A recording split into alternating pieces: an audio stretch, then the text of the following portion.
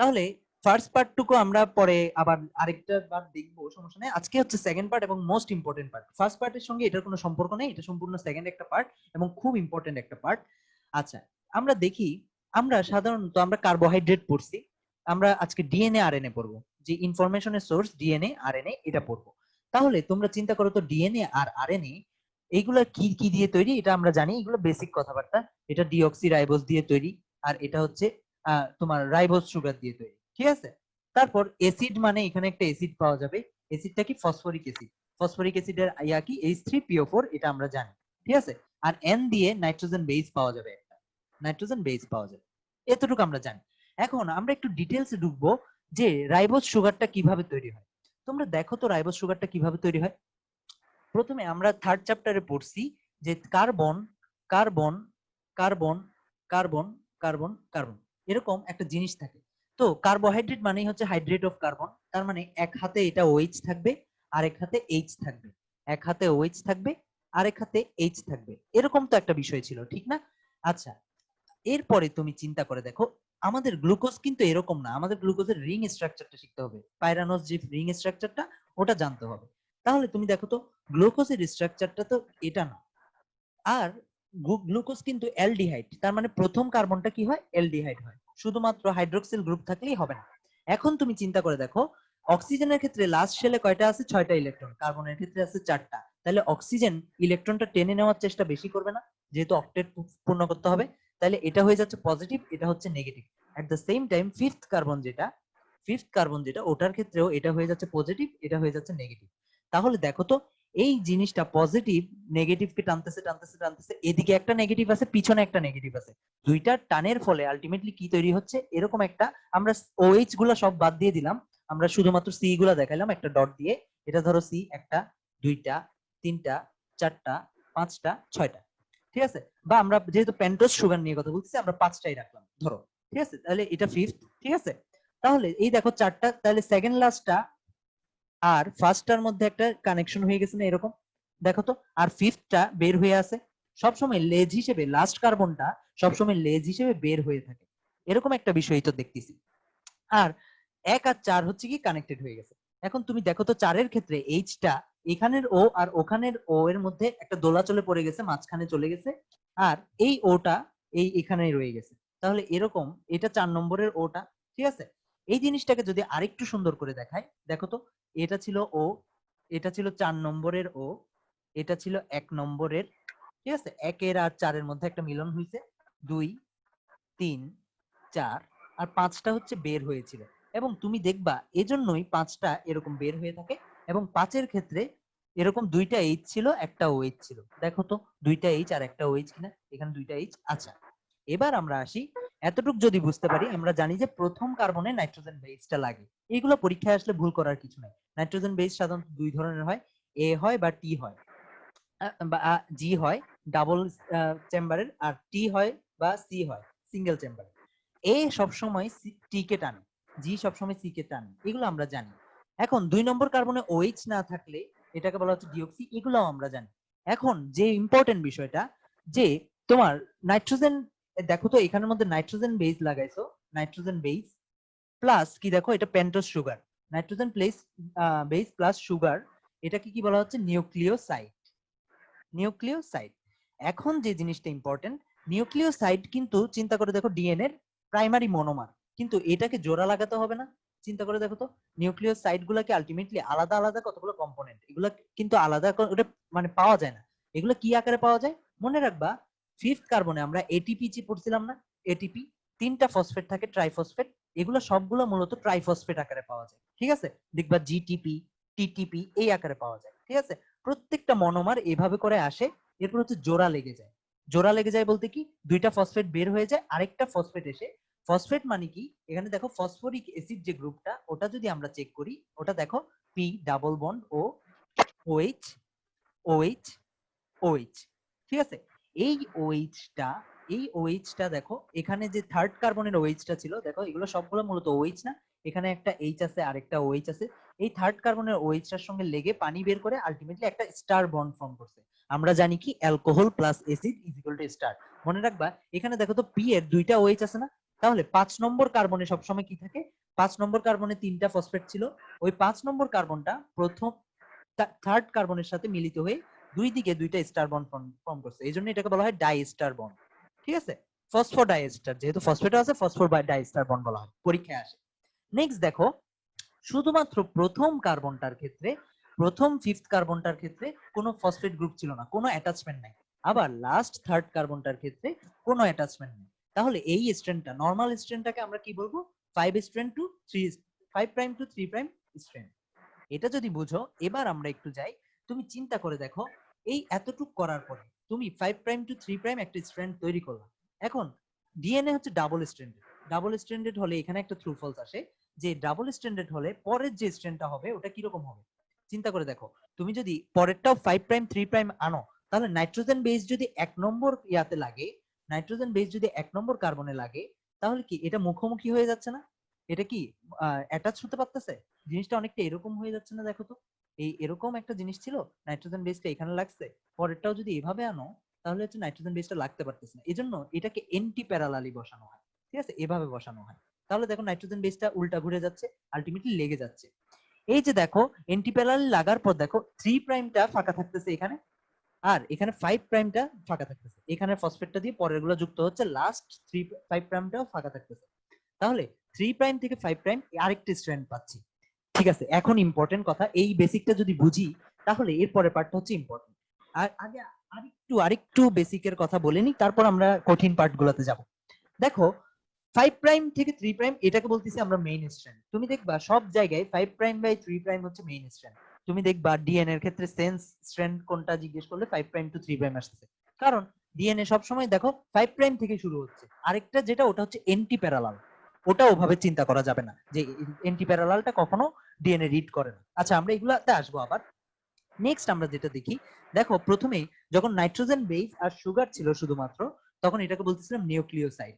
যখন তিনটা জিনিস যুক্ত হলো, nitrogen base, sugar plus phosphate, তিনটা মিলে হচ্ছে নিউক্লিওটাইড। এখন আরেকটা জিনিস যেটা ইম্পর্টেন্ট, দেখো ডিএনএ এর ক্ষেত্রে ফসফেট গ্রুপটা OH সবগুলোর সঙ্গে অ্যাটাচড হচ্ছে এভাবে করে, আর লাস্ট একটা OH থেকে যাচ্ছে, তো এইচটাকে সরাই দিলে ও কিন্তু নেগেটিভ। তাহলে দেখবা ফসফেট গ্রুপটা সবসময় বলে কি PO4 3- এভাবে নেগেটিভ বলে। তাহলে চিন্তা করে দেখো, নেগেটিভ জিনিস যদি থাকে তোমার বডিতে, আমি কি বলছিলাম, নেগেটিভ কোনো কিছু থাকতে পারে না, সবসময় নেগেটিভের সাথে পজিটিভ মিশাই দিতে হয়। দেখবা N এর সাথে সবসময় Cl আসে, শুধুমাত্র Na কখনো তোমার বডিতে থাকতে পারে না। তাহলে এই যে নেগেটিভ, এটাকে নিউট্রালাইজ করার জন্য তোমার কি লাগবে? পজিটিভ কিছু একটা লাগবে না? তাহলে তুমি চিন্তা করো, তুমি যখন এমিনো অ্যাসিড পড়ছো, এমিনো অ্যাসিড কি ছিল? সি, COOH, আর কি ছিল এখানে? NH2 ছিল। এই যে COOH এর H টা বের হয়ে যাবে, এখানে NH এর সঙ্গে লাগবে, তাহলে এটা অ্যাসিডিক এমিনো অ্যাসিড, মানে কি অ্যাসিড যেটা দিচ্ছে, মানে H প্লাস যেটা দিচ্ছে, অ্যাসিডিক এমিনো অ্যাসিড না ওটা? আর অ্যাসিডিক এমিনো অ্যাসিড মানে কি? COO মাইনাস, মানে নেগেটিভ এমিনো অ্যাসিড যেটা, ওটা হচ্ছে COO মাইনাস। আর পজিটিভ এমিনো অ্যাসিড মানে কি? NH2 NH3 plus. তাহলে পজিটিভ এমিনো অ্যাসিড মানে কি? Basic amino acid. বোঝা যাচ্ছে? পজিটিভ এমিনো অ্যাসিড মানেই বেসিক এমিনো অ্যাসিড। আচ্ছা, তাহলে আমরা থার্ড চ্যাপ্টার যখন পড়বো, বা তোমরা অলরেডি পড়ে ফেলছো, আমরা পড়ছিলাম না বেসিক এমিনো অ্যাসিড কি কি? Histidine, arginine. আমরা অবশ্য থার্ড চ্যাপ্টার আবার পড়বো, সমস্যা নেই। হিস্টিডিন, আর্জিনিন, এগুলা হচ্ছে কি তোমার বেসিক এমিনো অ্যাসিড, লাইসিন। ঠিক আছে, এবং তুমি দেখবা থার্ড চ্যাপ্টার পড়ার সময় হিস্টিডিন এবং আর্জিনিন, বাকি 8টা তোমার এসেনশিয়াল এমিনো অ্যাসিড, ঠিক আছে, শিশুদের জন্য আবার হিস্টিডিন এবং আর্জিনিন এই দুইটা এক্সট্রা অ্যাড করা লাগতেছে। প্রশ্ন আসে না কেন? দেখো তো, শিশুদের ক্ষেত্রে ডিএনএ এর গ্রোথ বেশি, ডিএনএ রেপ্লিকেশন বেশি, সেল ডিভিশন বেশি, এজন্য ডিএনএ নেগেটিভিটি এটাকে দূর করার জন্য হিস্টোন প্রোটিনের ডিমান্ডও বেশি। হিস্টোন প্রোটিন মূলত কি হতে হবে? বেসিক প্রোটিন হতে হবে। তাহলে বেসিক প্রোটিন মানে দেখো, এখানে হিস্টোনটা এসে এই বেসিক প্রোটিনটা যখন এটার সাথে মিলে যাবে, আলটিমেটলি কি তৈরি করবে? তোমার এটাকে নিউট্রালাইজ করবে। তাহলে হিস্টোন প্রোটিন কি? Histidine and arginine basic protein. এজন্য শিশুদের ক্ষেত্রে এই দুইটা এক্সট্রা বেশি দরকার হয়। আচ্ছা, আমাদের বেসিক কথাবার্তা প্রায় শেষ। আমরা এখন ডিএনএ এর বিষয়টা আমরা বুঝে ফেললাম, ডিএনএ কি জিনিস। এখন নাইট্রোজেন বেজের ক্ষেত্রে কিছু জিনিস বোঝা লাগবে। নাইট্রোজেন বেজটা তুমি মনে রাখবা, নাইট্রোজেন বেজ আছে 5টা। 5টার মধ্যে কতগুলো 2 চেম্বার, কতগুলো 3 চেম্বার? 2 চেম্বার হচ্ছে এজি, ওইটা CTU, এগুলো আমরা জানি। এখন আমরা জাস্ট করব, নাইট্রোজেন বেজের বিষয়টা আমরা একটু করে দেখে বোঝার চেষ্টা করব, কারণ হচ্ছে এটা বুঝলে আমাদের আরএনএ এর বিষয়টা বুঝতে ইজি হবে। কেন ডিএনএ আর আরএনএ ডিফারেন্ট জিনিস? কেন আরএনএ ইউরাসিলই ব্যবহার করতেছে? কেন আরএনএ সাইটা তোমার কি বলে থায়ামিন ইউজ করতেছে না, এটা একটা ইম্পর্টেন্ট পয়েন্ট। আরএনএ সবসময় কেন ইউরাসিলি ব্যবহার করতেছে। আচ্ছা, এখন তুমি চিন্তা করো তো, আমরা ডিএনএ এর এতটুকু বুঝলাম, নিউক্লিওটাইড বুঝলাম। নাইট্রোজেন বেজের ক্ষেত্রে তুমি দেখো তো নাইট্রোজেন বেজ কয় প্রকারের আছে, এখানে আমরা ইমেজেস দেখি, দেখা যাচ্ছে স্ক্রিনটা। এই পয়েন্টটা একটু ইম্পর্টেন্ট, এই পয়েন্টটা একটু বুঝে ফেলো, তাইলে দেখবা মুখস্থ করতে প্রাইমার টাইমার এগুলো বুঝে ফেললে আর মুখস্থ করা লাগবে না। তাহলে নাইট্রোজেন বেসটা যদি আমরা দেখি, এইটার ক্ষেত্রে দেখো নাইট্রোজেন বেজের ক্ষেত্রে আসুক, তুমি দেখো ইউরাসিল আর থায়ামিন কমপ্লিটলি সেম, একদম সেম টু সেম। দেখো সিএইচ সিএইচ, এখানে ও আছে, এখানেও এটা আছে, এনএইচ আছে, এনএইচ আছে, সিও আছে, সিও আছে, এনএইচ আছে, এনএইচ আছে, কিন্তু একটা মাত্র ডিফারেন্স, থায়ামিনের ক্ষেত্রে সিএইচ3 আছে, থায়ামিনের ক্ষেত্রে সিএইচ3 আছে। প্রশ্নটা আমি বুঝি নাই, তোমরা কি বলছো আমি বুঝি নাই, আরেকবার বলো, কন্ট্রোলটা ক্লিয়ার করে বলো অথবা চ্যাট বক্সে লিখো। স্ক্রিনে কি কিছু দেখাচ্ছেন আপনি? হ্যাঁ স্ক্রিনে দেখাচ্ছি, দেখা যাচ্ছে না? না, আমি স্ক্রিনে কিছু দেখতে পারতেছি না, মানে হ্যাং হয়ে আছে। এখন দেখা যায়, সাদা এখন দেখা যায়, এখন দেখা যায়। হ্যাঁ হ্যাঁ, এখন দেখা যাচ্ছে। আচ্ছা, দেখো তো uracil and thymine exactly same to same, only difference হচ্ছে একটা সিএইচ3 এর, ঠিক আছে? তাহলে এই সিএইচ3 টা অ্যাড করা লাগবে না? তুমি চিন্তা করে দেখো, যখন ইউরাসিল, তুমি যতগুলা সেকেন্ড মানে টেম্পোরারি জিনিস দেখতেছো সবকিছুতে দেখবা আরএনএ ইউজ হচ্ছে, কেন?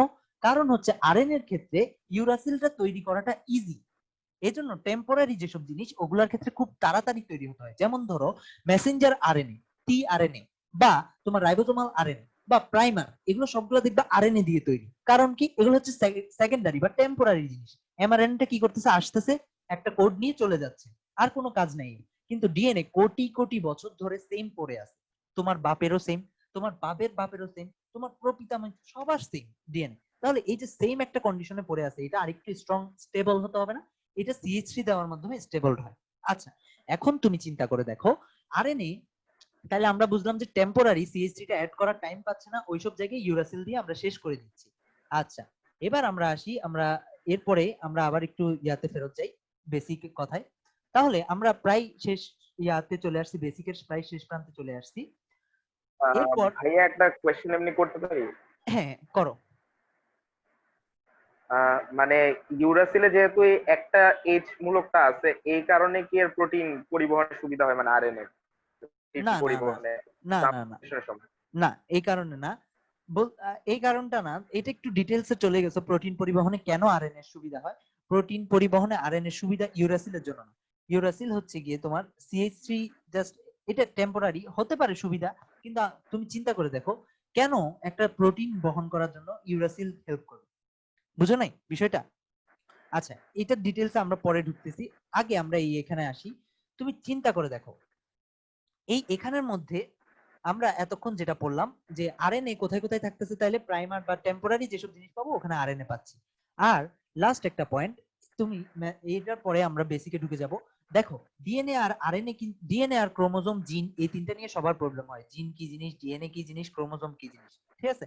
তিনটাই সেম জিনিস, ঠিক আছে? এমসিকিউ তে আসলে দেখবা ক্রোমোজোমের ক্ষেত্রে ধারক বাহক বলতেছে, ডিএনএ কে বলতেছে জীবনের ভৌত ভিত্তি, তারপর জিনের ক্ষেত্রে বলতেছে হচ্ছে এক জিন এক পলিপেপটাইড, এগুলো পরীক্ষায় আসে এবং তুমি দেখবা এগুলো বারবার ভুল হয়, একসাথে আমরা পড়ে ফেলি। তাহলে ডিএনএ কি ছিল? ডিএনএ ছিল এরকম একটা রশি, রশিটা ছিল নেগেটিভ আয়নের।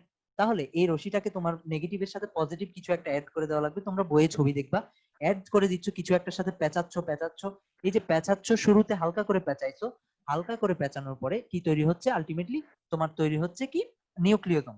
তারপর আরো পেঁচাচ্ছ আরো পেঁচাচ্ছ আরো পেঁচাচ্ছ, তৈরি হচ্ছে ক্রোমাটিন, এবং আরো আরো পেঁচানোর পরে যে জিনিসটা তৈরি হচ্ছে ওটাই হচ্ছে ক্রোমোজোম। তাহলে ডিএনএ কিছুই না, ডিএনএ হচ্ছে কি? DNA plus protein is equal to হচ্ছে ক্রোমোজোম। আর ডিএনএ এর মধ্যে চিন্তা করো সবগুলো ইনফরমেশন আছে, কোটি কোটি ইনফরমেশন আছে। তাহলে চিন্তা করে দেখো সবগুলো ইনফরমেশন কি আমার লাগতেছে? চিন্তা করে দেখো, চুলের ক্ষেত্রে চুলের জন্য একটা প্রোটিন আছে, তোমার মাথার জন্য একটা প্রোটিন আছে, চামড়ার জন্য একটা প্রোটিন আছে, সবগুলাই এই যে ডিএনএ এর ক্ষুদ্র ক্ষুদ্র অংশ, যেটা একটা ইনফরমেশন, একটা পার্টিকুলার ইনফরমেশন কোড করতেছে, প্রোটিন কোড করতেছে, ওটাকে বলা হচ্ছে জিন। এজন্য একটা মতবাদ আছে, এক জিন এক এনজাইম, এক জিন এক পলিপেপটাইড, এই মতবাদগুলো কে দিছে এগুলো পড়া লাগবে। এখানে লাস্ট আরেকটা জিনিস হেটেরোক্রোমাটিন, এগুলো এমসিকিউ তে আসে। হেটেরোক্রোমাটিন ইউক্রোমাটিন বিষয়টা আমি একসাথেই বুঝাই দিই এখানে যেহেতু বলতেছি। তুমি চিন্তা করে দেখো, আমার চুলে যে প্রোটিনটা, আমার চুলে যে ইনফরমেশন গুলো আছে, মাথার বাকি অংশেও কিন্তু সেম ইনফরমেশন আছে। যেমন আমরা সবাই আসছি একটা জাইগোট থেকে, জাইগোট থেকে মাইটোসিস হচ্ছে, তাহলে মাইটোসিসের মাধ্যমে আমরা জানি সবগুলো ইনফরমেশন পাঠিয়ে দেওয়া হয়। তাহলে আমার চোখ আর চামড়া আলাদা হইলো কেন? আমার চোখ আর চামড়া সেম না কেন?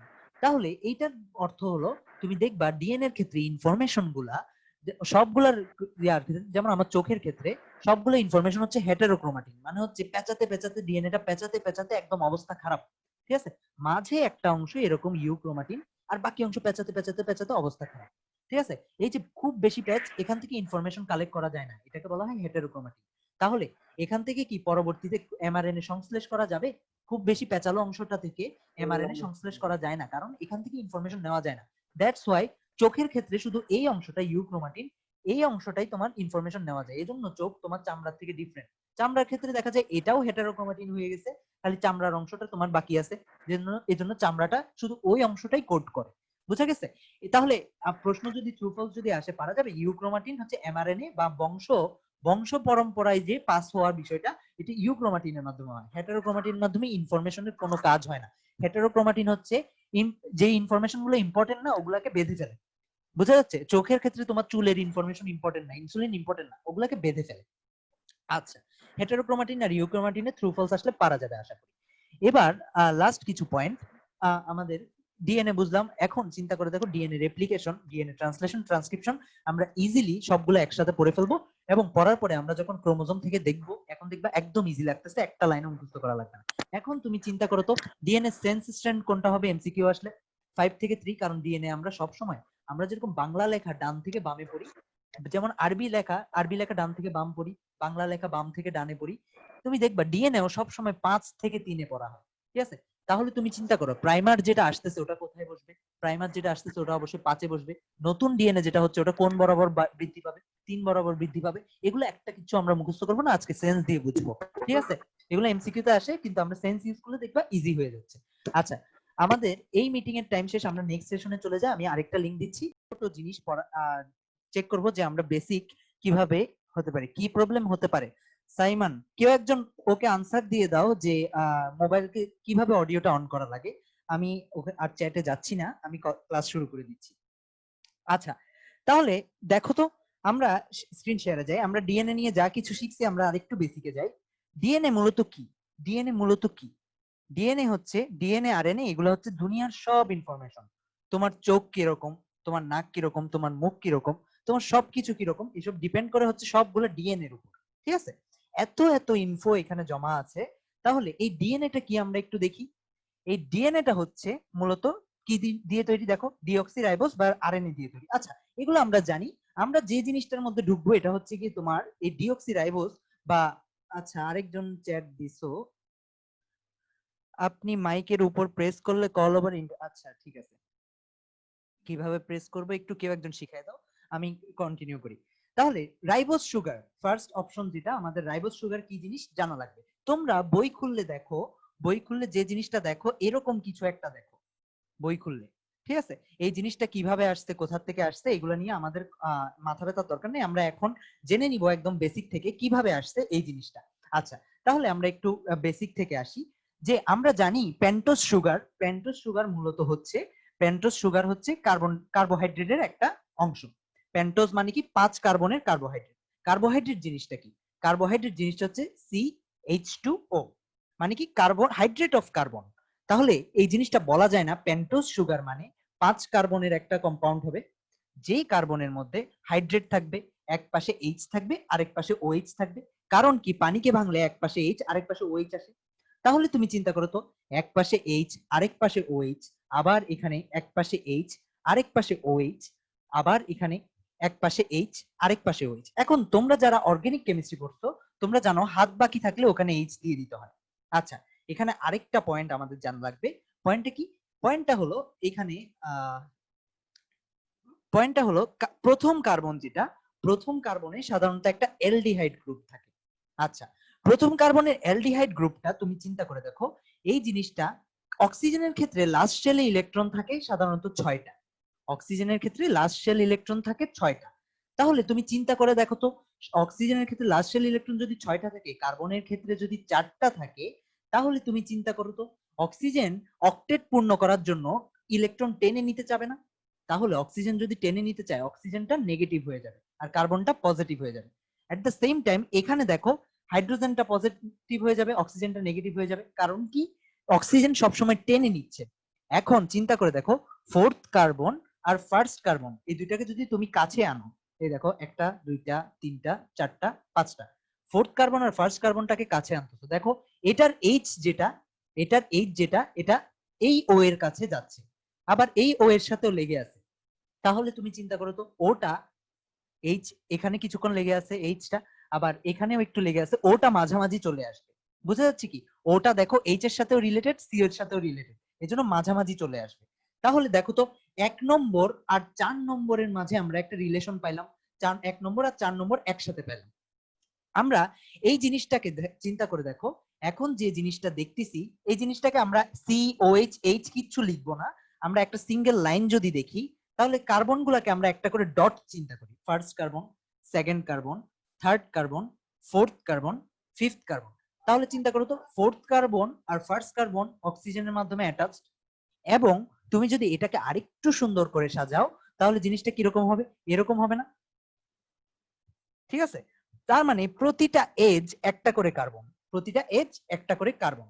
এবং এখানে যে জিনিসটা তোমার মাথা রাখা লাগবে, দেখো লাস্ট কার্বনটা, ফিফথ কার্বনটা সব সময় একটা লেজ হিসেবে বের হয়ে আসে না? একটা লেজ হিসেবে বের হয়ে আসে। আমরা মূলত যখন বইয়ে ছবিটা দেখি, তোমরা বইয়ের ছবিটা দেখবা, বই খুলে বইয়ের ছবিটা হচ্ছে এরকম, অনেকটা এরকম একটা অংশ বের হয়ে থাকে এখানে, এটা ফিফথ কার্বন বলতেছে। তাহলে আমরা দেখতেছি কি, 1 নম্বর কার্বন আর 4 নম্বর কার্বন একটা বন্ড দিয়ে রিলেটেড হয়ে যায়, 2 3 5, সবচাইতে বাইরেরটা 5। এখন তুমি চিন্তা করো, ডিএনএ এর ক্ষেত্রে আরেকটা মোস্ট ইম্পর্টেন্ট জিনিস কি ছিল, এখানে সাইড চেইন দিয়ে তোমার কি যুক্ত থাকতো? নাইট্রোজেন বেস যুক্ত থাকতো। তাহলে তুমি চিন্তা করো তো, নাইট্রোজেন বেস যুক্ত আছে এটাতে, ডিএনএ এরকম একটা অংশকে যেটাতে nitrogen base plus pentose sugar থাকে, ওটাকে বলা হয় নিউক্লিওসাইড। আচ্ছা, এগুলো আমরা জানি, এগুলো নিয়ে আমরা আর বেশি তর্ক করব না। আমরা নেক্সট পার্টটাই যেটা যাচ্ছি, চিন্তা করে দেখো, এরকম ডিএনএ কিন্তু একটা পলিমার। পলিমার মানে কি? এরকম সেম মনোমার বারবার আসতে থাকবে। নাইট্রোজেন বেস হয় গুয়ানিন বা অ্যাডেনিন, এরকম একটার পর একটা আসতেই থাকবে, একটার পর একটা আসতেই থাকবে। তাহলে এই যে পলিমার একটার পর একটা আসতেছে, এগুলাকে জয়েন করা লাগবে না? এই জয়েন করার জন্য ডিএনএ থার্ড পার্টটা লাগে। এই যে ডিএনএ এর ক্ষেত্রে অ্যাসিড যে পার্টটা দেখতেছো, এই অ্যাসিড বা ফসফরিক অ্যাসিডটা লাগে। তাহলে ফসফরিক অ্যাসিডের ক্ষেত্রে কি রকম হবে চিন্তা করো তো, পি ডাবল বন্ড ও, OH OH OH। এই যে একটা OH দিয়ে এখানে যে ফিফথ কার্বনটা ছিল, এখানে যে ফিফথ কার্বনটা ছিল, চিন্তা করে দেখো, ফিফথ কার্বনের OH-টা আর এখানে পি এর যে OH-টা ছিল, দুইটার মধ্যে একটা লিংক হয়ে যাচ্ছে।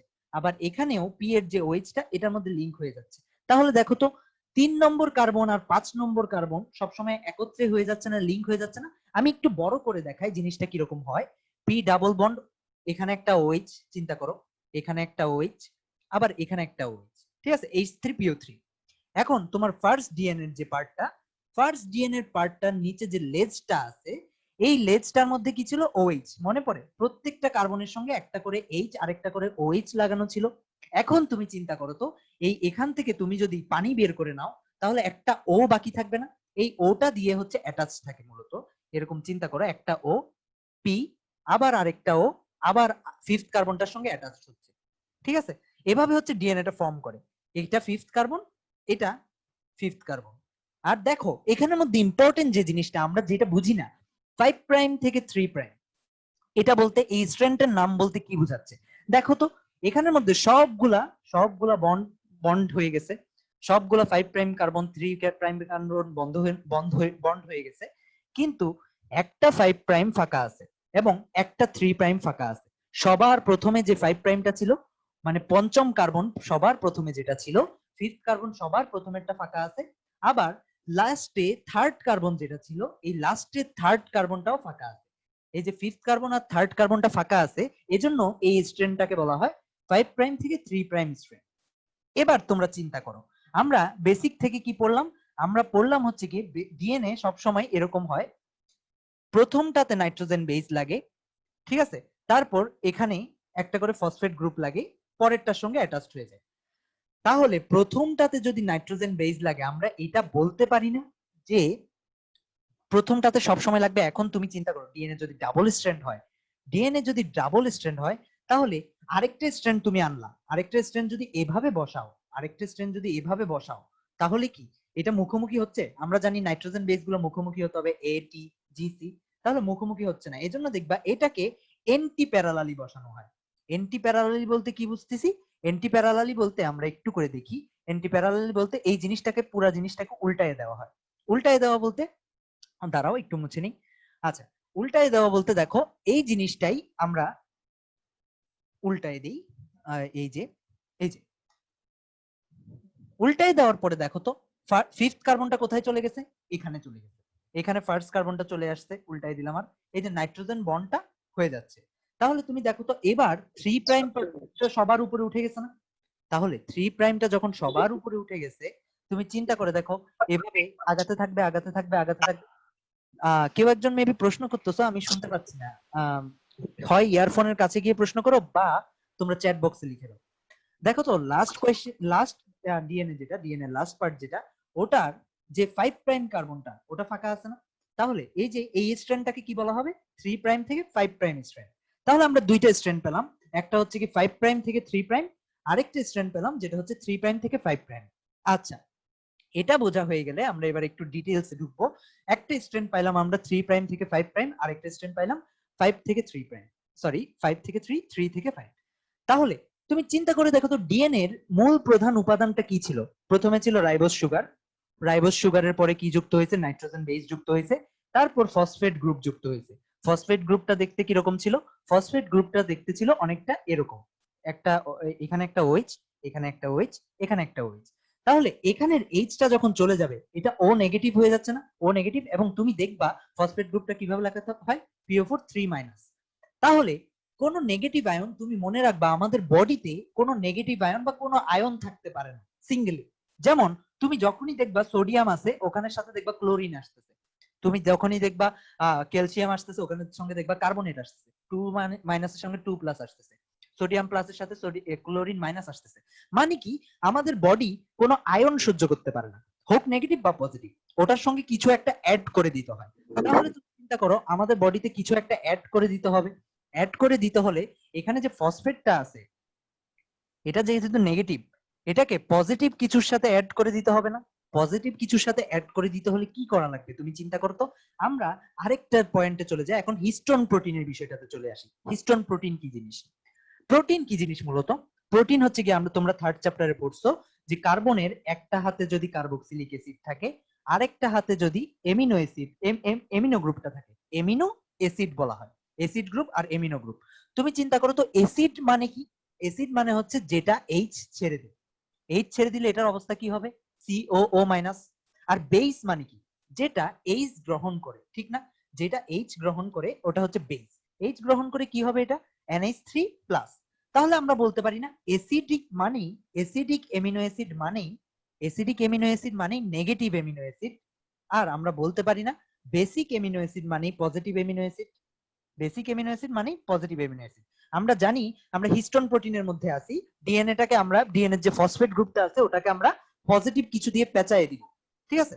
এবং তুমি দেখবা হিস্টোন প্রোটিনের কথা যখন বলতেছে, তখন দেখবা এটা বইয়ের মধ্যে লেখা আছে যে বেসিক প্রোটিন বলতেছে। বেসিক প্রোটিন কেন? দেখো তো, বেসিক প্রোটিন মানেই পজিটিভ না? এবং খুব অদ্ভুত ভাবে খেয়াল করবা বেসিক প্রোটিন কি কি আছে, তোমরা থার্ড চ্যাপ্টারে পড়ছো, লাইসিন, আর্জিনিন আর হিস্টিডিন, ঠিক আছে? এবং আরেকটা মজার জিনিস দেখো, লাইসিন, আর্জিনিন আর হিস্টিডিনের পাশাপাশি দেখো এখানের মধ্যে তুমি দেখবা 8টা অ্যামিনো অ্যাসিড আছে যেগুলো তোমার জন্য এসেনশিয়াল।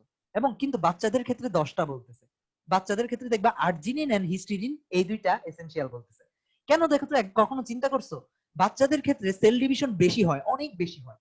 কারণ কি, ওরা এতটুক থেকে হঠাৎ করে অনেক বড় হয়ে যায়। তাহলে তুমি চিন্তা করো তো এই আর্জিনিন এন্ড হিস্টিডিন বাচ্চাদের জন্য বেশি এক্সট্রা প্রয়োজন হবে। এটা সেন্স মেক করতেছে, কারণ কি ওদের ডিএনএ গ্রোথ বেশি, ওই ফসফেট গ্রুপটা বেশি। দ্যাটস ওয়াই এই প্রোটিনটা দিয়ে ওটাকে পেঁচাই দিতে হয়। পেঁচাই দিলে এটা আলটিমেটলি তোমার দেখা যায় হচ্ছে কি, তোমার ডিএনএটা ফর্ম হয়ে যায়। তোমরা যদি তোমার বইয়ে দেখো ক্রোমোজোমের যে ছবিটা আছে, ক্রোমোজোমের ছবিতে যখন দেখবা তখন দেখবা হচ্ছে প্রথমে ডিএনএ এর ছবিটা দিছে, তোমাদের বইয়ের ছবিটাই আমি আঁকতেছি, ডিএনএ এর ছবিটা দিছে, তারপর এটা একটা সুতার মতো এটা চারটা জিনিসের পাশে পেঁচাচ্ছে, দেখবা পেঁচাচ্ছে, এরকম করে পেঁচাচ্ছে, এই পেঁচানো জিনিসটাকে বলা হচ্ছে নিউক্লিওজোম। এটা যখন আরো পেঁচাচ্ছে, ডিএনএটা যখন আরো পেঁচাচ্ছে, এটাকে বলা হচ্ছে ক্রোমাটিন, দেখবা তোমার বইয়ে ছবি আছে। এবং এই প্রোটিনটা যখন আরো পেঁচাচ্ছে, এটাকে বলা হচ্ছে ক্রোমোসোম। বুঝা যাচ্ছে? তাহলে ডিএনএ আর ক্রোমোজোমের মধ্যে কোনো ডিফারেন্স নাই, মূলত ডিএনএটা যখন প্রোটিনের সঙ্গে অ্যাড হয়, এটাকেই বলা হচ্ছে ক্রোমোজোম। তাহলে আমরা যদি, আর তোমরা বইয়ে দেখবা অপশন দেওয়া থাকে এরকম, ক্রোমোজোম হচ্ছে বংশগতির ধারক ও বাহক, আর ডিএনএ হচ্ছে বংশগতির মানে মূল বস্তু। তো এই প্রশ্নটা সবার আসে, ভাই ক্রোমোজোম বংশগতি না ডিএনএ বংশগতি? তাহলে দুইটাই সেম জিনিস, ক্রোমোজোম হচ্ছে ধরে রাখছে ডিএনএটাকে, আর ডিএনএ হচ্ছে মূলত বংশগতির মূল বস্তু, এখানের মধ্যে সব ইনফরমেশন গুলো থাকে। আচ্ছা, নেক্সট পয়েন্টটাতে আমরা যাই। চিন্তা করে দেখো, এই এতটুকু আমরা বললাম, তাহলে আমরা ডিএনএ এই দেখলাম, ডিএনএ একটা গেল, এখানের মধ্যে সবগুলো ইনফরমেশন আছে। এখন আমাদের নেক্সট পয়েন্ট যেটা, ডিএনএ রেপ্লিকেশন। ডিএনএ রেপ্লিকেশনটা কি, এটার কেন দরকার? তোমরা হয়তোবা পড়ছো, হ্যাঁ সেল ডিভিশনের সময় এস ফেজে গিয়ে ডিএনএ রেপ্লিকেশন হয়, রেপ্লিকেশনটা হয়ে এম ফেজে যায়, তারপর হচ্ছে গিয়ে আবার জি1 ফেজে ঢুকে, এরকম সেল ডিভিশন চ্যাপ্টারটাতে হালকা করে পড়ছো। কিন্তু চিন্তা করো তো, এস ফেজে কি হচ্ছিল, ডিএনএটা ডাবলড হচ্ছিল। মূলত মূল কথাটা তুমি চিন্তা করো, মাইটোসিস সেল ডিভিশনে কি হচ্ছিল, আমরা ডিএনএ রেপ্লিকেশনটা পড়তেছি, একটু আমরা সাইড লাইনে যাচ্ছি যাতে তোমাদের বুঝতে ইজি হয়। চিন্তা করো, একটা সেল ছিল, একটা সেল থেকে দুইটা সেল হয়েছে, তাহলে দুইটা সেল হলে তুমি চিন্তা করো তো, একটা সেল থেকে দুইটা সেল হয়েছে, এখানের মধ্যে প্রত্যেকটা সেলের মধ্যে সেম ইনফরমেশন থাকতে হবে না? মনে রাখবা, সেম অরিজিন থেকে যে সেলগুলো আসে, সবগুলা সেল সেম অরিজিন থেকে সব সেম ইনফরমেশন নিয়ে আসে। তাহলে তুমি চিন্তা করো তো, সব সেম ইনফরমেশন যদি নিয়ে আসে, তাহলে এখানের মধ্যে ডিএনএ যেগুলো ছিল এগুলো ফটোকপি হতে হবে না, কারণ ইনফরমেশন মানেই হচ্ছে ডিএনএ। তাহলে তোমার মূল কাজ কি? তোমার মূল কাজ হচ্ছে এই ডিএনএটাকে ফটোকপি করতে হবে। ডিএনএ ফটোকপি কিভাবে করে? ডিএনএ ফটোকপি করার প্রসেসটাই হচ্ছে DNA replication. DNA replication photocopy করার ফলে চিন্তা করো, প্রথমে ক্রোমোজোমটা ছিল এরকম, এখানের মধ্যে ডিএনএটা ফটোকপি হয়ে গেছে, তারপর এটা দুইটা ভাগে ভাগ হয়ে গেছে, এখানে একটা ডিএনএ, এখানে আরেকটা ডিএনএ। তখন আমরা কি করি, মাইটোসিসে সবাই জানো, স্পিন্ডল অ্যাপারেটাস থেকে অ্যানাফেজ পর্যায়ে দুই পাশে ঠেলে ছিঁড়ে নিয়ে যায়, তারপর দুইটা সেল হয়ে যায়, তাহলে ইনফরমেশনটা দুই ভাগে ভাগ হয়ে গেল না? আচ্ছা, এবার আমরা দেখি যে এই বিষয়টা, এই কনসেপ্টটা আমরা ডিএনএ রেপ্লিকেশন কনসেপ্টটা আমরা কিভাবে ইউজ করতেছি। চিন্তা করে দেখো, ডিএনএ রেপ্লিকেশন কনসেপ্টটা কি। প্রথমে ডিএনএ যদি তুমি ফটোকপি করতে চাও, একটা করে স্ট্র্যান্ড ফটোকপি করা লাগবে, এরকম দুইটা স্ট্র্যান্ডকে আলাদা করা লাগবে। দুইটা স্ট্র্যান্ডকে যখন আলাদা করতেছো, চিন্তা করে দেখো, হেলিক্স, ডিএনএ যে একটা হেলিক্যাল স্ট্রাকচার, এটা হেলিক্যাল স্ট্রাকচার কেন, এই পয়েন্টটা কখনো চিন্তা করছো? ধরো, এগুলো তো একটা একটা রশি, একটা একটা রশি এরকম করে থাকতেছে, এবং রশি কখনো এভাবে কোনো কিছুর সামর্থ্য ছাড়া কোনো কিছু যদি ধরে না রেখে, তাহলে হচ্ছে গিয়ে কোনো রশি এভাবে থাকবে না, রশিগুলা সবসময় পেঁচায় যায়। এটা হচ্ছে রশির বৈশিষ্ট্য, ইলাস্টিক সবকিছুর বৈশিষ্ট্য হচ্ছে এগুলা পেঁচায় যায়। তাহলে এই ডিএনএটাও পেঁচায় যাবে না? এরকম যখন পেঁচায় যাবে, তুমি চিন্তা করো তো, ডাবল স্ট্যান্ডার্ড ডিএনএ পেঁচায় যাচ্ছে, এই প্যাচটাকে খোলা লাগবে, এই স্ট্রাকচারটাকে বলা হচ্ছে হেলিক্স, হেলিক্যাল স্ট্রাকচার। তাহলে হেলিক্যাল স্ট্রাকচারকে যে ভাঙবে, যে এটাকে জোড়া আলাদা করে দিচ্ছে, ওটাকে বলা হচ্ছে হেলিকেজ এনজাইম। নেক্সট নেক্সট পয়েন্টটা চিন্তা করো, হেলিকেজ এনজাইমটা বুঝলাম, হেলিকেজ এনজাইম যখন ভাগ করে দিছে, এখন একটা করে ভাগ হচ্ছে ফটো, হ্যাঁ কেউ প্রশ্ন করতেছো? তোমরা চ্যাট বক্সে একটু প্রশ্ন করো, আমি প্রশ্ন ওখান থেকে নিচ্ছি। সবাই একসাথে প্রশ্ন করলে কেউ একজন কিছু একটা বলতেছো, আমি শুনতেছি না যদিও। আচ্ছা, মিউট করো। আচ্ছা, কেউ একজন কথা বলতেছে, ও একটু মিউট করো। আচ্ছা, এখানে আসি, দেখো তো একটা স্ট্র্যান্ড কি ছিল, এখানে একটা স্ট্র্যান্ড ছিল 5 প্রাইম থেকে 3 প্রাইম, আরেকটা স্ট্র্যান্ড ছিল 3 প্রাইম থেকে 5 প্রাইম। তাহলে তুমি চিন্তা করো তো, এই 5 প্রাইম থেকে 3 প্রাইমটা একটা স্ট্র্যান্ড, আর 3 প্রাইম থেকে 5 একটা স্ট্র্যান্ড, দুইটাই ফটোকপি হতে হবে। কিন্তু ফটোকপির ক্ষেত্রে মোস্ট ইম্পর্টেন্ট বিষয়, যে বিষয়টা যেটা কেউ বুঝে না, leading strand, lagging strand, Okazaki খন্ড, একটা লিডিং হচ্ছে, একটা ল্যাগিং হচ্ছে, প্রাইমার হচ্ছে, এগুলো কি? এগুলা কি আমি একটু করে বলি। চিন্তা করো, তুমি যখন বাংলা বই পড়ো বা ইংলিশ বই পড়ো, তোমাকে পৃষ্ঠাটা যেভাবেই দেওয়া হোক না কেন, প্যারালালি দেওয়া হোক, এন্টি প্যারালালি দেওয়া হোক, সোজা দেওয়া হোক, পাকা দেওয়া হোক, তুমি কিভাবে পড়ো? সবসময় বাম থেকে ডানে পড়ো, ঠিক না? বাম থেকে ডানে পড়ো, কেউ তোমাকে বলে দেয় নাই, কিন্তু তুমি জানো যে বাম থেকে ডানে পড়তে হয়। ঠিক তেমনি ডিএনএ এর ক্ষেত্রেও যে এনজাইম গুলা কাজ করে, ওরা জানে ডিএনএ সবসময় পড়তে হয় 5 থেকে 3 এর দিকে। সবসময় ডিএনএ পড়তে হয় কোন দিকে? 5 থেকে 3 দিকে। দেখো আমরা যখন প্রথম ডিএনএটা বানাচ্ছিলাম ওটাও কিন্তু 5 থেকে 3 দিকেই ছিল। তার মানে 5 থেকে 3 দিকেই ডিএনএ পড়া লাগে। এবং তুমি দেখবা সবকিছু লিডিং স্ট্র্যান্ড 5 থেকে 3 দিকে, সেন্স স্ট্র্যান্ড ট্রান্সক্রিপশনের সময় পড়ে দেখবো ওটাও 5 থেকে 3 দিকে, সবকিছু হয় কি 5 থেকে 3 দিকে। তাহলে এখন তুমি চিন্তা করো ডিএনএ এর একটা পলিমার তৈরি করতে হবে। এখানের মধ্যে যদি এ থাকে এর বদলে কি আনা লাগবে? টি আনা লাগবে। এই যে পলিমারটা চলে আসবে সমস্যা নাই। পলিমারটা কিভাবে আসবে? এরকম রাইবোজ সুগার, এখানে টি টি লাগানো, টি লাগানো সাথে 3টা ফসফেট এভাবে চলে আসবে। তো চলে আসার সাথে সাথে এই বুঝতেছি কিভাবে যে এর সাথে টি আসা লাগবে, এর সাথে টি আসা লাগবে। তাহলে তুমি চিন্তা করে দেখো ডিএনএ এর ক্ষেত্রে এখানে একটা সেন্সিবল কাউকে বসাতে হবে যে বুঝবে এর সাথে টি আসবে। এই কাজটা করে হচ্ছে ডিএনএ পলিমারেজ। ডিএনএ এর একটা পলিমার তৈরি করতেছে ডিএনএ পলিমারেজ। এখন ডিএনএ পলিমারেজ কিন্তু নিজে নিজে বসতে পারে না। ডিএনএ পলিমারেজ একা একা বসতে পারে না, এর জন্য একটা প্রাইমার দরকার হয়। সে যেন বসতে পারে এখানে এজন্য একটা প্রাইমার দরকার হয়। এখন তুমি চিন্তা করো তো এখানে এই প্রাইমারে যখন ডিএনএ পলিমারেজ বসতেছে, ডিএনএ পলিমারেজ মূলত কোথায় বসতেছে? 5 প্রাইম প্রান্তে বসতেছে। এবং সে যোগ করে কোন প্রান্তে? 3 প্রাইম প্রান্তে। মানে 5 প্রাইম থেকে 3 প্রাইম দিকে ডিএনএটা বড় হচ্ছে। এখন আমরা নেক্সট পয়েন্টে আসি। চিন্তা করে দেখো তো আমরা কি বললাম? প্রাইমার সব সময় 5 প্রাইম প্রান্তে বসবে। তাহলে ল্যাগিং এর পরের স্ট্র্যান্ড যেটা, একটা স্ট্র্যান্ড তো 5 থেকে 3 এখানে বসলো, পরের স্ট্র্যান্ডের ক্ষেত্রেও এখানে বসবে না। কারণ কি? প্রাইমার সব সময় 5 প্রাইম থেকে 3 প্রাইমের দিকে ডিএনএটা পড়ে। তাহলে চিন্তা করো ডিএনএটা এদিক থেকে পড়তেছে। তাহলে এখানের মধ্যে যখন প্যাচটা খুলবে, এই প্যাচটা তো একটু পরে খুলে যাবে, এখানে যে প্যাচটা আছে ডিএনএর প্যাচটা খুলে যাবে। তাহলে এই প্যাচটা যখন খুলে যায় তুমি চিন্তা করে দেখো তো এই প্যাচটা খোলার পরে একটা স্ট্রেন্থ দেখো এখানে আমি একটু মুছে নিই তারপর দিচ্ছি। এই যে এখানে একটা স্ট্রেন্থ ছিল 5 প্রাইম থেকে 3 প্রাইম, এটা খুলে গেল প্যাচ। আরেকটা স্ট্রেন্থ ছিল 5 প্রাইম থেকে 3 প্রাইম উপরের দিকে। দেখো তো প্যাচ খুলতেছে নিচের দিকে, প্রাইমারটা কাজ করতেছে উপরের দিকে। তাহলে চিন্তা করো তো প্রাইমাররা কখনো কি বললাম 5 থেকে 3 দিকে পড়ে সবসময়। এখন প্রাইমারটা কখনো পিছনের দিকে কাজ করবে না, প্রাইমার সবসময় সামনের দিকে কাজ করে। কারণ কি? প্রাইমার বসে 5 প্রাইম প্রান্তে, 3 প্রাইম প্রান্তের দিকে যোগ করতে থাকে। কিন্তু এখানে 5 প্রাইম প্রান্তে বসছে, 3 প্রাইম প্রান্তের দিকে যোগ করতেছে, কিন্তু এটা পিছনের দিকে হয়ে গেল না? এরপরে প্যাচটা যখন খুললো দেখো একটার ক্ষেত্রে সোজা আগাতেই থাকতেছে, আরেকটার ক্ষেত্রে পিছের দিকে হয়ে গেছে। এই যেটার ক্ষেত্রে পিছের দিকে হয়ে গেছে ওটার ক্ষেত্রে প্রাইমারটাকে আবার উঠে যেতে হয়, উঠে আবার এখানে বসতে হয়। চিন্তা করে দেখো এরপরে যখন আবার খুলবে প্যাচটা তখন এই ডিএনএটাকে চিন্তা করো, এটা তো নরমালি আগাচ্ছে, এটা নরমালি একটা প্রাইমার দিয়ে আগাচ্ছে। কারণ কি? তার জন্য উল্টা হয়নি, কিন্তু এর জন্য কিন্তু উল্টা হয়ে গেছে। প্যাচ খুলতেছে একদিকে, সে কাজ করতেছে অন্যদিকে। এজন্য এই প্রাইমারটাকে আবার উঠতে হবে, আবার উঠে এখানে বসতে হবে, আবার উঠতে হবে, আবার বসতে হবে। দেখো তো আলটিমেটলি প্রাইমারটা ছোট ছোট কতগুলা খন্ড তৈরি করতেছে না? তারা কিন্তু একসাথে পুরো খন্ডটা তৈরি করতেছে না, ছোট ছোট কতগুলো খন্ড তৈরি করতেছে। দেখো এখানে একটা ছোট খন্ড তৈরি করতেছে, এখানে একটা ছোট খন্ড তৈরি করতেছে, এখানে একটা ছোট খন্ড তৈরি করতেছে, এখানে একটা। কিন্তু অন্য স্ট্র্যান্ডটা দেখো তো, অন্য স্ট্র্যান্ডটা কিন্তু একবারেই পুরাটা হয়ে যাচ্ছে। দেখো তো এই যে একবারেই যেটা হচ্ছে তাড়াতাড়ি যেটা হচ্ছে ওটাকে বলা হচ্ছে লিড দিচ্ছে, এজন্য লিডিং স্ট্র্যান্ড। আর যেটা একটু দেরি হচ্ছে, ফাঁকে ফাঁকে ভাগ হয়ে যাচ্ছে, এটাকে বলা হচ্ছে ল্যাগিং স্ট্র্যান্ড। ল্যাগিং স্ট্র্যান্ডের ক্ষেত্রে এই যে ছোট ছোট ভাগ আছে, ল্যাগিং স্ট্র্যান্ডের ক্ষেত্রে যে এই যে ছোট ছোট ভাগ আছে, এই ভাগগুলাকে বলা হচ্ছে কি? ওকাজাকি খন্ড। এই যে এই ভাগগুলাকে বলা হচ্ছে ওকাজাকি খন্ড। তাহলে তুমি চিন্তা করে দেখো এই ল্যাগিং স্ট্র্যান্ডটা এভাবে তো ডিএনএ থাকতে পারে না, ডিএনএ কি ফুল হতে হবে, তাহলে এগুলাকে লাগাই দিতে হবে না? এই লাগানোর কাজটা যে এনজাইম করে ওটাকে বলা হয় লাইগেজ এনজাইম। তাহলে আলটিমেটলি একটা ওকাজাকি খন্ড, দুইটা ওকাজাকি খন্ডকে জোড়া লাগাচ্ছে কে? তোমার লাইগেজ এনজাইম।